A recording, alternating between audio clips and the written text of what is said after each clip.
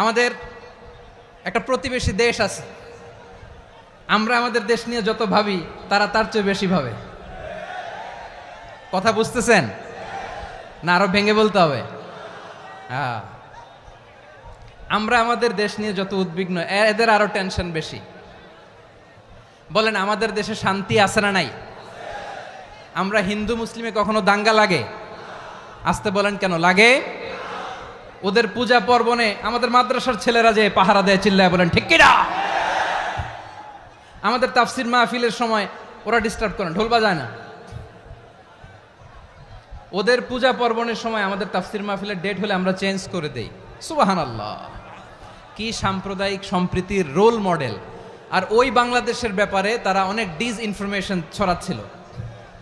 ভারতের অনেকগুলো গণমাধ্যম, আমি জেনারেলাইজ করব না, আমাদের প্রতিবেশী দেশের সব গণমাধ্যমকে আমি দোষ